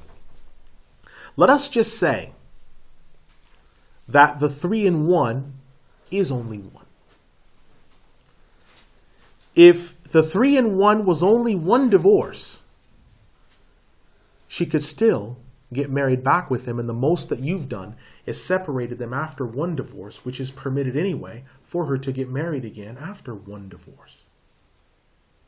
So you've done nothing impermissible. At the most, you've just delayed them coming back together. But if the 3 divorces in one time are 3, and you've kept them together, you are a party to fornication because they're no longer married, and when they have children, they are out of wedlock, and that affects the inheritance. Look at this purely usul. And that's why they were so stringent at going after him on that issue. Further to this, some of his students continued to pass the ruling in spite of the statement of the judiciary. There was also a huge war between the Franks and the Muslims in Andalus, in which 60,000 or more Franks died and not more than 13 Muslims died. A huge flood in 725 AH leveled most of Baghdad with the exception of the grave of Imam Ahmed and some of the masjids. It remained for nearly a week in this state until the water crested and began to subside. Uthman ibn Taghrabak ibn Sulaiman Shah ibn Uthman, or Uthman the first ruler and king of the Uthmani governance. He died in 725 AH. So the first Ottoman had died. First Ottoman. The second Ottoman ruler, Uthmani ruler, would be Awr Khan. He learned valuable lessons from his father about empire building. So look at what was going on in this time. The people bringing the religion were the Turkish. The Arabs, the Abbasids, were just figureheads. They had some khilafah, but they were figureheads. The Turks were bringing the religion. And you started to see the Seljuks, and then there were the Ottomans that were defending Islam and doing all these other things. During the consolidation process from 726 to 738 AH, the people of Iraq and Azerbaijan were in constant fear and concern of wars or famine. In the year 739 AH, Taqiyuddin as-Subki took over the judiciary for the Shafi'i scholars in Sham, and the people loved him greatly. Al-Mustakfi, the Abbasid Khalifa, died in 740 AH after a long reign. The reins of power then went to his son, the 40th Abbasid Khalifa, his name being Al-Wathiq Billah II. 741 AH came, and there was a massive earthquake that rocked Sham, Egypt, and Alexandria, along with the death of Al-Wathiq in this same year. After that came Al-Hakim bi Amrillah II, the 41st Abbasid Khalifa.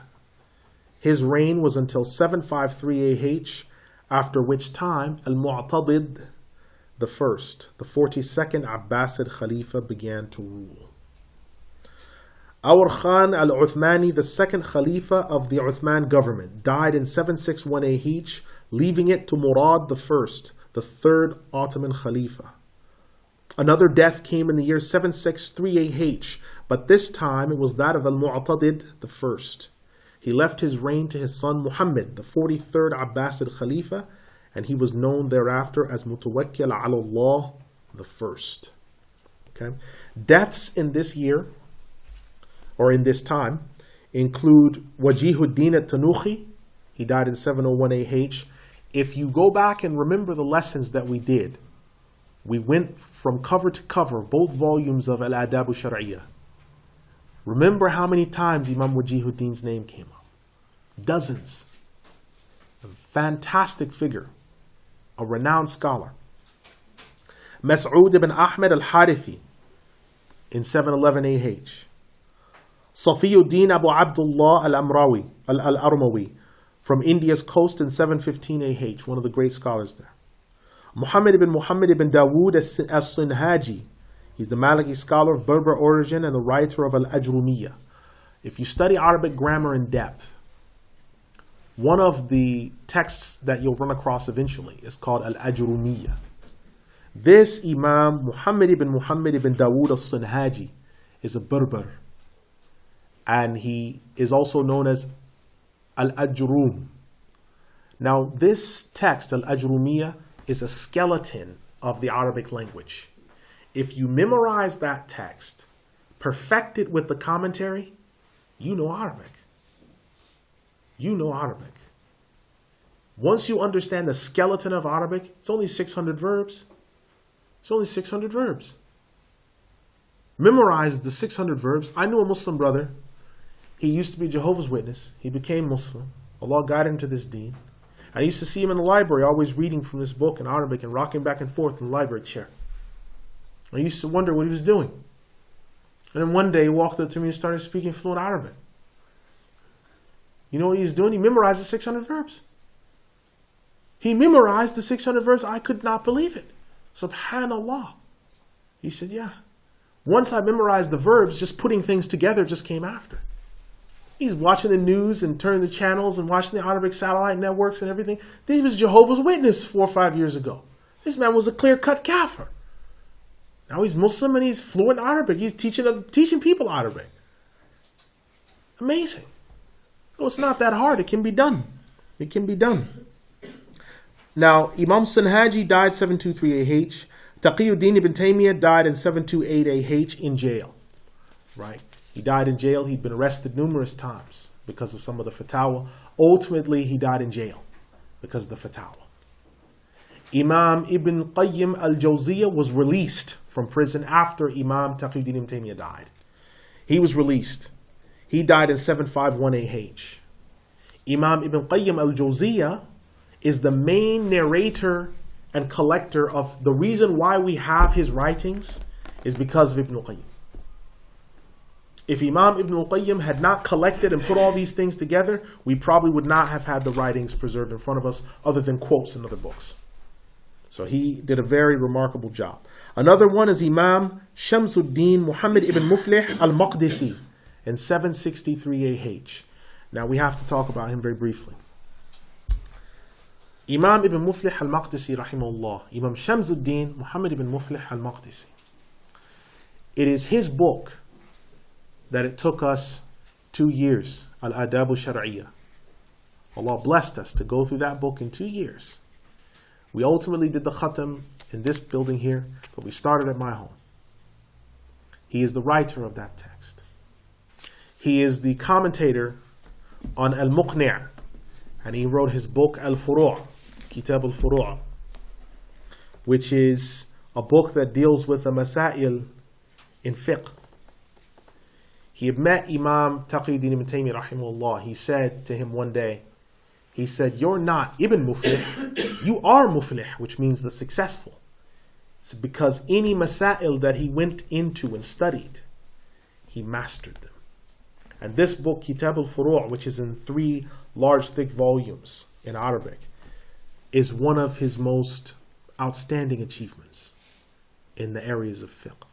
Al-Adabu Shar'iyya was for him to take all the sciences of Islam and to boil the soup down to where when we took it, we could taste the carrots, the celery, the meat, all these other things in the soup and say, Alhamdulillah, this is just a shot of pure Islam in all of its different facets in just one spoonful.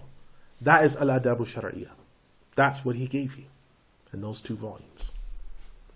So in his time, he became the chief of the judiciary, and he was a qadi over 5 countries. He was a qadi and judge over 5 countries: Syria, Jordan, Lebanon, Palestine, and what's today called Israel. He was a judge over 5 countries. And again, he belongs to that Palestinian lineage. Again, the Palestinians have given us so much. He's a Palestinian. What have we given back to the Palestinians? Look at all the knowledge they've given us. Subhanallah. The final death we mention is this Imam, is Imam Najmuddin Sulaiman ibn Abdul Qawi al-Tufi al-Sarsari, the great Baghdadi. He died 716 AH. He wrote Al-Bulbul fi Usul al-Fiqh, which is a very famous book in Usul al-Fiqh. He wrote a book on creed. He wrote numerous documents. He is one of the few Ash'ari Hanbalis in history. One of the few. He was one of the students of Imam Taqi ibn Taymiyyah, rahimahullah, one of his students. He wrote consistently. His knowledge of usul is mind-boggling. This book, Al-Bulbul, is actually a summary of a bigger book by Imam Muwaffaq ibn Qudama called Rawdatul Nadir. And Rawdatul Nadir is Imam Muwaffaq-ud-Din's friendly answer to Imam Abu Hamid al-Ghazali's Usul al-Fiqh manual, Al-Mufti wal-Mustafti. So it's all connected to Sheikh Abdul Qadir, Abu Hamid al-Ghazali, all the way. It's all connected up. We have been blessed by having these people in our presence, even just in book form. By having these people in our presence, and I've felt always very privileged as having been able to teach you and even just mention their name. Because these people, after the prophets, more than any other people, sacrificed for us. All of the things that we take for granted, the dotting and the vowelling in the Quran, the fact that you even know what fiqh is, the fact you even know what hijab is, the fact that you even know what Islam is, and that you don't have some other strange and bizarre understanding. The fact that Sunnis have and are and always will be in the majority is because of them. Because of the sacrifices that they made. So here's what I want you to do then in closing. In closing, you need to think about this. If you have a family, or if you come from a big family, and you say, okay, there are 10 brothers, there are 10 sisters, there are 10 sisters and brothers. You need to select 1 or 2 of you that are going to say, okay, you 2 are going to be set aside and dedicated purely for the preservation of this religion. If you have kids and not all of them, you say, okay, well, this one, he's got to be a doctor and this one's got to be a barrister because his parents are on my back and I just can't deal with it because they won't leave me alone. Fine. But one of them should be taken aside and consecrated for Allah subhanahu wa ta'ala's deen. At least one of them. Because those are how scholars are made, is they're taken aside, they're consecrated, they're worked on. Scholars aren't made by us saying, well, alhamdulillah, big ulama. Yeah, but he's dead. But he's dead. He had successors. Okay, well that means someone's got to get in there. Say, yeah, but I don't know if I could do that, if I've got the ability or the attention span or whatever else. Well, listen, if Allah makes it possible for you to live 20 years, 15 years, inshallah, you'll develop it. He'll help you. If you want to be a student of knowledge or study and go into scholarship, you need 3 things. You may care to write it down. You need 3 things. You want to be a real student of knowledge? You want to be a scholar, student of knowledge, and or on the way to being a scholar, or just getting a door in as a sincere student of knowledge? You need 3 things. You may care to write them down. The first is omnivorous reading. Omnivorous reading. Translation. You have to be someone that reads and contemplates deeply in all areas and streams of thought. You have to be someone that can study about the massacres in North America just as much as you study about usul al-fiqh. You have to be able to join between the streams and then connect them meaningfully. That is omnivorous reading. You have to be able to delve into many things. That's why our fuqaha, they're not said, oh, he was an astronomer. He was a physician. They were all those things. He was a mathematician, an astronomer, a physician. He was a pediatrician. They were all those things. They weren't one thing. Because their stream of thought and reference was so deep, they were in all of that. Okay? So you have to be an omnivorous, all or nothing reader. Well, I like science fiction, but I don't like this. No, you have to delve into all of it. Number 2 thing that you need. Number 2 thing. You have to possess a burning desire in your heart that drives you, and you are driven by this. You have to be driven by it. This is something, this way, this shul, this work of being a student of knowledge or going for scholarship, to put it bluntly, this is not for punks. It's real serious. And you have to dedicate time. You have to have drive. You have to be able to sometimes pull, and I mean it, sometimes you'll have to pull a 24-hour because people will keep you up because they've come and they've got a problem. Someone tried to kill himself or whatever else. You're looking up the mas'ala. You have these other issues and you have to pull a 24-hour. Sometimes you got to pull a 28-hour because there's all types of other stuff going. They say, we need you here right now. We can't just listen to it on the phone. We've got to have you here now. You have to be driven. You have to be the one that gets up, that does the research, and you've been looking for the answer to one mas'ala for 4 months. Trying to find that mas'ala, and then you find it. And you say, Allahu Akbar, and you find it. And you answer the question. And then you get another one, similar to the 4-month mas'ala that you had before. And then the process begins again. But you love it because you're dedicated to that. And then number three, you are not happy and cannot enjoy doing anything else but that. If you're a footballer, be a footballer. But don't delve into this. You like playing basketball? Got a good jump shot? Fine, be the next Jordan. But this matter is deep. Want to be a barrister, study your dusty old books all day long? That's cool.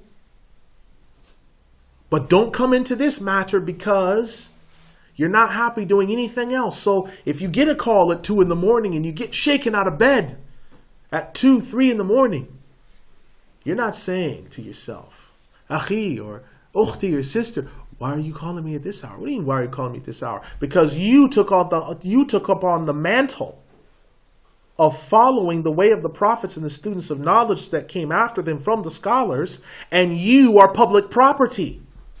Your personal life, your free time ended when you made that decision. I haven't had free time or rest in 20 years. My free time finished in 1990. That's finished now. I don't have any free time. I don't have a personal life. Yeah, what do you do for your personal time to kick back? I don't. That's just it. I don't have one. And that's not to scare anybody or anything like that, but it's just I became, and you'll see a stamp on my back. If lost, please return to Ummah, private property. And that's realness. If you see me lost or ever cruising like I'm socializing, there'll always be that one. I met someone in the grocery store. Yeah, I got nothing to do right now. I just go in the grocery store, take a look at a couple of things. Got approached out of nowhere. Are you brother so-and-so? Yeah, I've got this question about this issue. I can't go anywhere. I can't go anywhere. Why? Because the stamp's on the back. Ooh, look, there it is. One of the Ummah's products is out. And that's reality. If you don't have all three of them, I don't want to see people doing the snake eyes and doing the crap dice and say, ooh, I've got one of the three. No, if you don't have all three of those things, don't do it. You're safer being a common Muslim. Most of the Ummah's common Muslim. Right? You're safer than that, than a scholar or being a student of knowledge like what I'm doing. You're safer. Because I'm telling you, there's the three in the morning calls, there's visits, unexpected visits, you don't know why. How are you going to get angry at an unexpected visit? What are you studying and doing all this for? Of course you're going to have unexpected visits. Guests are going to come by at funky times in the morning. What are you doing here? What do you mean, what am I doing here? You claim that you know about the Quran and Sunnah. That's why I'm here. What's your excuse? Because it's the common Muslim's job to do that and to cross-examine you. You don't like being cross-examined? Sit down then. Because this isn't for you. Yeah, I hear what you're saying, but what about this? You have to be willing to be cross-examined. And then finally, in ending all this off, of those three things, the person that has those three things has to know the following types of people, which are two in number. The first type of person will be the one that'll say, you know, brother, or you know, sister, what about, and they'll ask you the mas'ala. Now that person, when they ask you the mas'ala, they can deal with you also quoting more proofs to them. So you'll say, listen, Imam Nawawi, or Imam Abdul Qadir al-Jilani, or Imam Muwafiquddin ibn Qudama rahimahullah, they say, and then you give a little bit of the evidence. They can deal with that. They can deal with that. They're ready for that. They may even follow up the question. Imam Muwafiquddin says this. Okay, alhamdulillah, why did he say that? You can give further follow-up. You have a second category of people, though. And those are people that just based upon the rank and the authority that these people have, they take it. Don't overburden them with extra, because I've had times where someone has said such and such, Imam Muwafiquddin says this, Imam Muwafiquddin ibn Qudama rahimahullah, he says this is the answer to the mas'ala, and he says this because the evidence, he's like, no, I don't need all of that. If Imam Muwafiquddin ibn Qudama rahimahullah, he says that, that's enough for me. Don't burden those people by giving them too much to take back, because sometimes the person that you're on the phone with or that is sitting in the majlis with you, he's not asking for him. He or she is taking it back to someone else. So when you see them, you have to immediately have the critical skills to analyze and say, okay, is so-and-so here because of him? Or is so-and-so here because of other people? And if he's here because of him, what does he need to know? Let's not waste the common man's time. You have to know adab al-mufti wal-mustafti, the etiquettes of the person giving the ruling or the person that deduces it or can find it, and the person asking for it. You have to know both of them, so you can judge both types of people. Sometimes a person will be there and say, yes, Imam Ibn Abidin, the big Hanafi judge, he said this. Oh, okay, and that's the end of it. Some people, they say, oh, okay, I understand. Don't mix between the two people. Because some of the people, someone will say, yeah, I understand that, but what is the proof behind this? Because I have people that are arguing with me about this issue.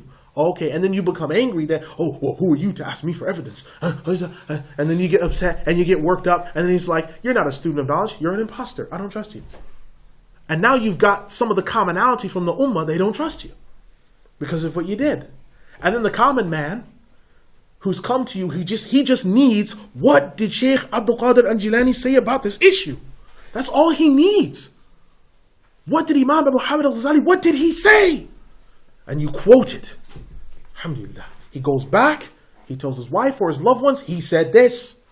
Alhamdulillah.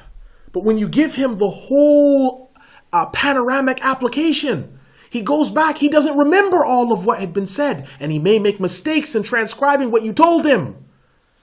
And then there are thousands of people in India, Bangladesh, Pakistan, Afghanistan, Egypt, other places, thousands that had misunderstood what you told him.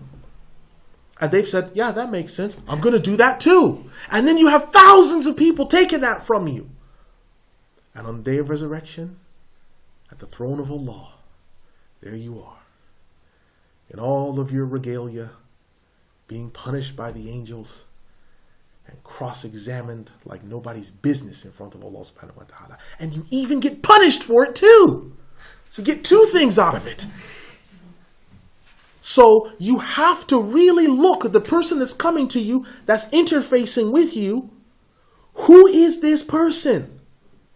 Even when you have a crowd, sometimes you have a crowd of people. You have to know, okay, I've got to give so-and-so this. And then there'll be the other person on the left says, yes, but what is the proof for that? That's showing you that there's the two people present in the crowd. And it's a science and an art to be able to judge between that. Something that people that want to be students of knowledge or scholars have to be dedicated to doing. This is a serious science. It's a serious way. But all of you should think about either thinking about it yourself or pushing someone that you can see next to you that's got the fire and give them that extra little nudge because you know they can do it. There's the sister that's kind of shy, but whenever you ask her about a mas'ala, she's sharp as a tack. Her memory is like steel. It holds everything. You say, subhanAllah, she should be doing more with herself. There's the brother that he's quiet, isn't saying much. He doesn't want people to I don't want people thinking I'm knowledgeable. But when he speaks outright knowledge, and then he goes quiet again because he doesn't want to get caught out. Because he doesn't want people coming in, oh, there's the sheikh right there. No, just leave me alone, man. That's why he doesn't say anything in the first place, because he doesn't want that to happen. Those are the people you want to put forward. Then there's the person who, he has knowledge and he transcribes and he studies.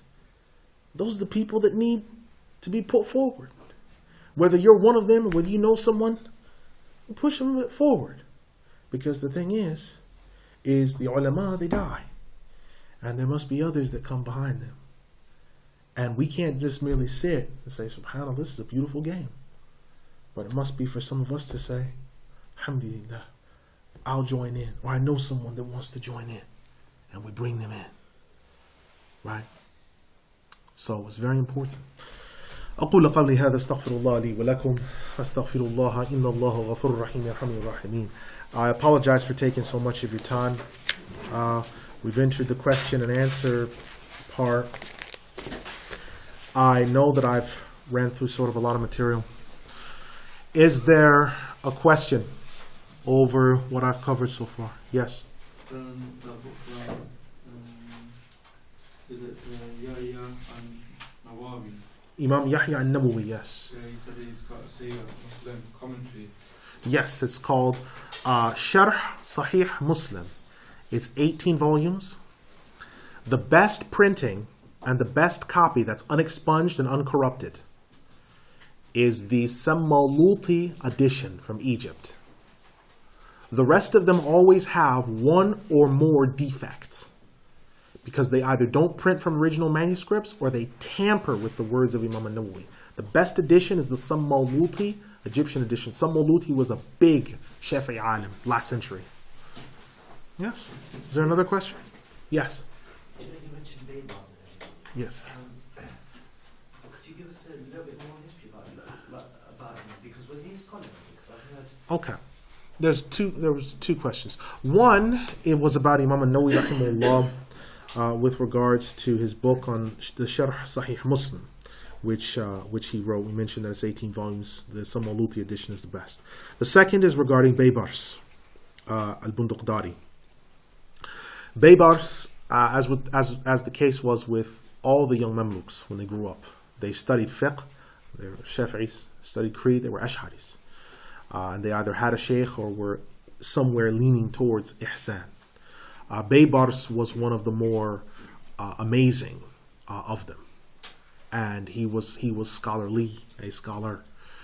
He was called a Malik al-Zahir, the dominant or victorious reigning king. And from the people that wrote biography on him, Baha'uddin al-Maqdisi and others, they mentioned his scholarship, that he was a scholar. So how was Yahya Imam Yahya Nawawi? Nawawi, sorry. Yes. Why would he say that he was a tyrannical... because of the way that he took over Sham. When Baibars took over Sham, he took it from the petty or small fief-like ruler that had been over it. And Imam Nawawi was not pleased with the way that it happened and the way that he was conducting the policies over Sham. It's for that reason that Imam Nawawi rahimahullah differed with him. But he never said that people should rebel against him or they shouldn't listen to him. But he differed with him because he said some of his policies were dhulm. And you'll find that, I mean, with the Abbasids, some of the Abbasid scholars that were Hanafis within the governance, some of the other Hanafi scholars differed with him because they said it's not right. Because Hanafis by nature are fiscal conservatives. They're fiscally conservative. What that means is big government, massive government, very small private sector. Pakistan, India, Bangladesh, Afghanistan, big government, huge government. Itty bitty, teeny weeny private sector. That's the Hanafi fiqh because they're fiscal conservatives. Some of the Hanafis wanted to be more fiscally liberal, where they thought the private sector should be bigger and there should be more investment in private sector and more individuality given to private entrepreneurship. And so there was this tension between them. And that's not because the other scholars weren't scholars and the ones opposing them were scholars. It's merely a situation of a difference of opinion that happens among the scholars. Yes? Yes? You heard that when you Ibn Hamdan al-Haram? Yes. Book of Comparative Creed. Yes, Book of Comparative Creed. He died 692AH. His Book of Comparative Creed is called Nihayatul Mubtadi'een fi Usul ad-Din. That's one of the titles for it. It's a big book. It's quite thick. There was a commentary. It's a large commentary, and then it was shortened by Imam Balbani. Imam Muhammad al-Balbani, rahimahullah, he died 1083 Hijri.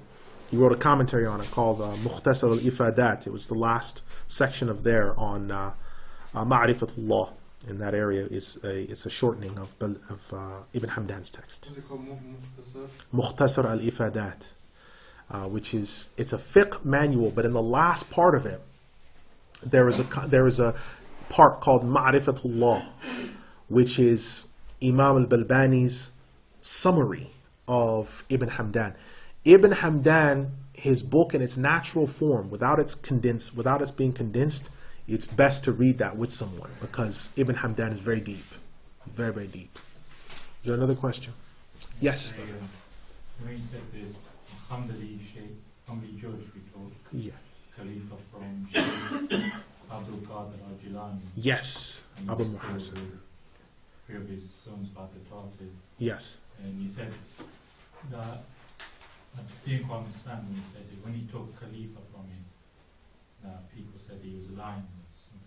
Okay, all right. The question is regarding the people, the Abu Muhassan ibn al-Jawzi and the Khilafah from the Qadiris. Okay. The point of it is understanding how Khilafah works for those of the Qadiri chain. If anyone, what I stated is, if anyone claims in this era to be from the silsila or the tariqah of Shaykh Abdul Qadir al-Jilani, if anyone claims that, and Imam Shamsuddin ibn Qudama or Ibn Rajab al-Hanbali are not in that chain, they are either lying or that person that said it has been lied to. We don't say they're all liars, but we say that they've been lied to or they are lying because the Sanad, the chain, is so carefully documented. It's not as wide as the other chains. It tends, the Qadiri chain is it's like a single person chain. The most that it's ever been is like 3 at once. And then it went down into 1, and then 1, and then 2, and then 1, and then 3, and then 1. It's very, very narrow. So it's like part of the issue that we see is there's so many people claiming lineage to his tariqah. He's got people doing jumping jacks, people smoking hashish, people doing other things, and saying, listen, we are Qadiris. But how? What is the lineage? And we can't just take them at face value. We have to say, where did you get your lineage from? And to this day, those that claim that have not satisfactorily been able to produce the lineage. Most people can't. And the reason for it is because it's not there.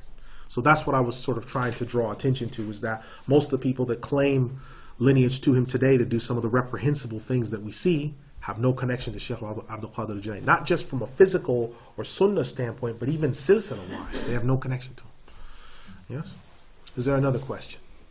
Yes? So just going on to his question before we move on. You mentioned if with the Qadiris there's a bit of an issue. So if there is someone who's been lied to somewhere down the chain, should the chain be ended? Question is if someone has been lied to regarding the chain of the Qadiris down the line, should the chain be ended? Alhamdulillah, the chain does end. Because if there's no lineage to that person, there was no chain. So the chain does end.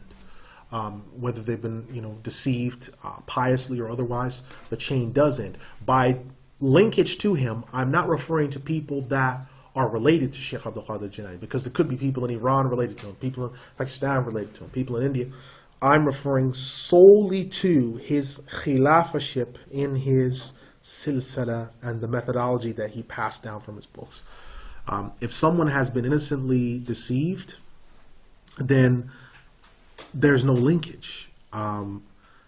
They can still have linkage to him in terms of following his methodology, sleeping on the floor, avoiding tea and coffee, not eating meat 2 days in a row, these things that are coming from the Sunnah.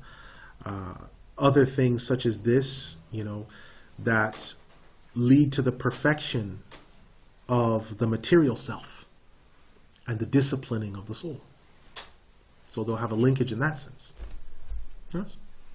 Okay. All right. Sorry, I'll ask you one specific question. You mentioned Imam al-Qurtubi. Yes. He either met or sent letters to Ibn al-Jawzi? Imam Abdul Rahman ibn al-Jawzi. Now there's a confusion that's there. Ibn Qayyim al-Jawziyah studied at the institute that was built by Abdul Rahman ibn al-Jawzi.